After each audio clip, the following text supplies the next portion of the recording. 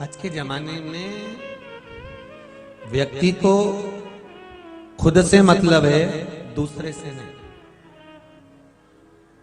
दूसरे से कोई मतलब, स्वयं।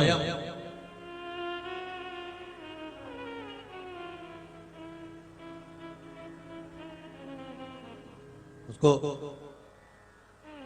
मेरा ओघड़दानी कह रहा है,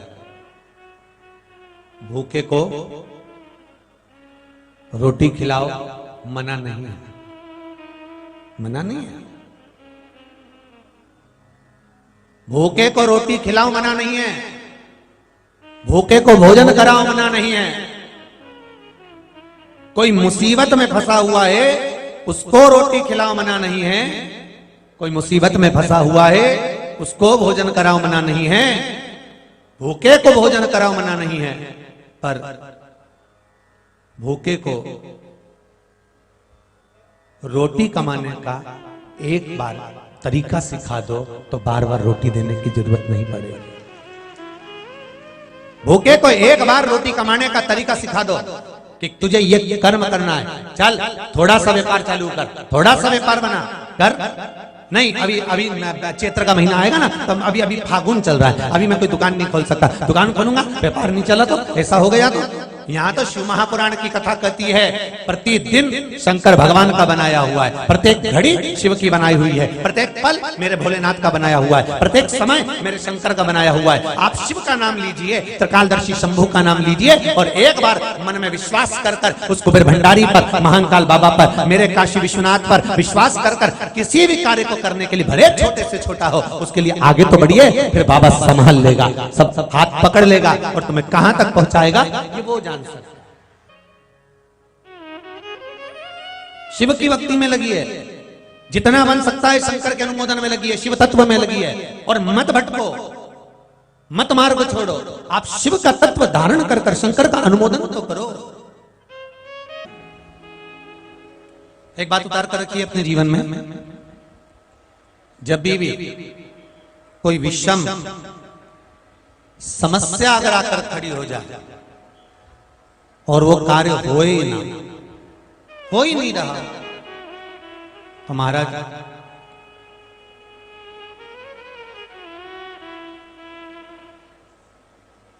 बेलपत्री का वृक्ष जिसकी जड़ में जाकर, बेलपत्री का जो पेड़ होता है, उस वृक्ष की जो जड़ होती है, बेलपत्री के वृक्ष की जड़ में महाराज जल समर्पित कर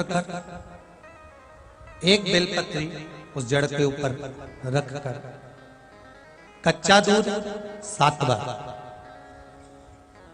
फिर जल चढ़ाकर, लाल चंदन का पानी, लाल चंदन का जल शिव जी को चढ़ाकर, उसी भूमि की बेलपत्री के वृक्ष की जड़ के पास की ही मिट्टी का तिलक लगाकर आप अपने घर की ओर जाए। अगर जो कार्य उलझ रहा है, सुलझने का नाम ही नहीं देगा, तो फिर किसी भी प्रदोष के दिन, किसी भी प्रदोष के दिन आप बेलपत्री के वृक्ष के नीचे घी का दिया लगाकर बाबा से विनती कर कर आप उस कार्य को बोलकर आ जाइए, बाबा वो कार्य आपका पूर्ण कर ही देता है, चाहे कितना भी उलझा हुआ कार्य है।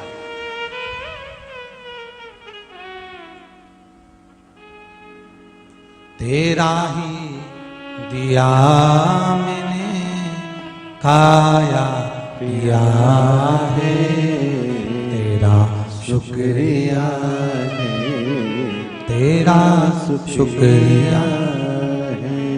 मुझे बोले बाबा ने बहुत दे दिया है, तेरा शुक्रिया है, तेरा शुक्रिया है। बाबा देव अधिदेव महादेव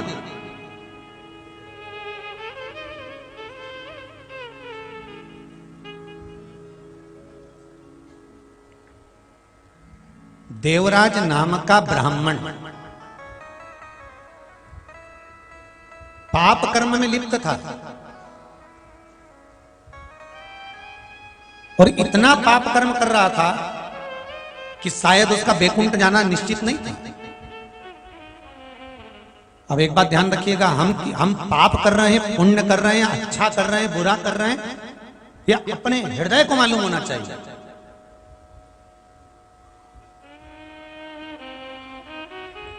अपनी चित्तवृत्ति को मालूम होना चाहिए कि हमने अच्छा करा कि बुरा करा।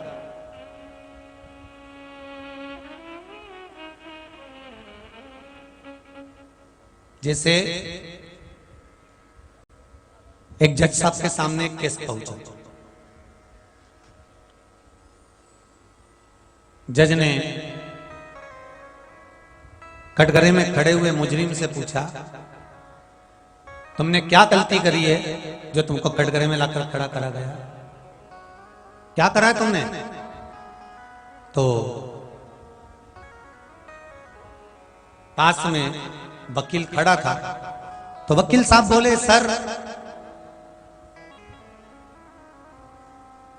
ये कंकर को पानी में फेंक रहा था। कंकर को पानी में फेंक रहा था? तो जज साहब बोले, इतना बड़ा तो कोई प्रॉब्लम है नहीं कि कंकर को पानी में फेंक रहा था, उसके लिए उसको अदालत में लाकर खड़े करने की क्या जरूरत है? और ये साथ में तुम क्यों आए हो? तुमने क्या करा? तो वकील बोला, साहब ये कंकर को पानी में फेंकने के लिए हेल्प कर रहा था, सहायता कर रहा था। जज साहब बोले कि ये इतनी छोटी सी बात के लिए अदालत में केस लेकर आए, तुम्हें शर्म नहीं आ रही? केस किसने लगाया है? कि कंकर ने लगाया। जज साहब बोले, कैसी फालतू की बात करते हो, कंकर कोई केस लगाएगा? कहां है कंकर? लाकर खड़ा करा। साहब तुम्हारा नाम क्या है? क्योंकि मेरा नाम ही तो कंकर है। अब दोस्त था, ये क्या कर रहे थे, उसको उठा के पानी में बार बार फेंक रहे थे, उसने केस लगा दिया। अब जज साहब को ही नहीं मालूम था कि इसका नाम कंकर है, वो तो सोचे पत्थर कंकर।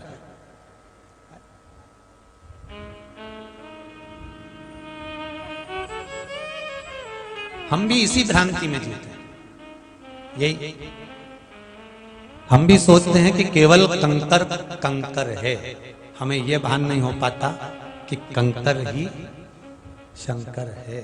हम उसको पहचाने तो, हम उसको जाने तो।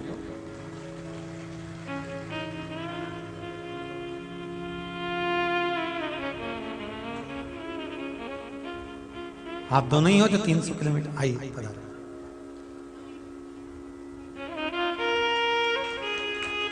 एक बार जोरदार ताली बजाओ। 300 किलोमीटर दूर से कुबेरेश्वर धाम के लिए पैदल चलकर आए दोनों पति पत्नी।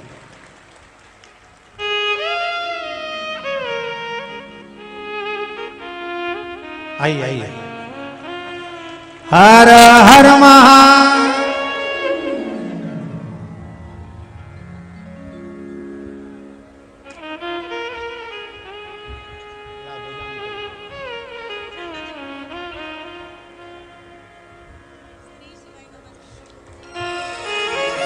ये शिव की ध्वजा है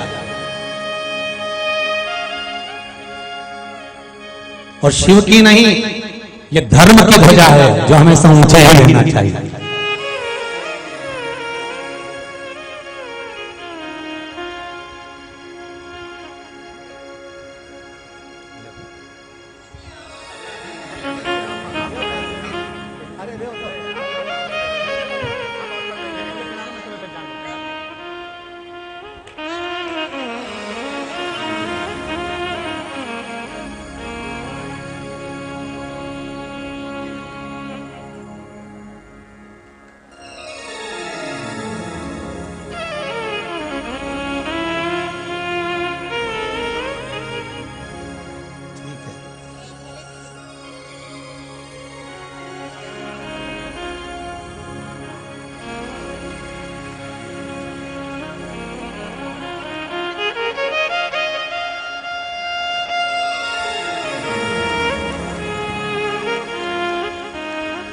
ये भक्त हैं,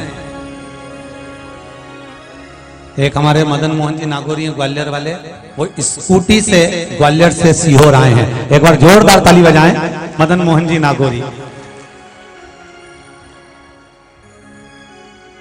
अभी आंख का ऑपरेशन कराया है, पर स्कूटी के माध्यम से सीहोर पहुंचे। एक बार जोरदार ताली बजाएं मदन मोहन जी नागौरी जी के।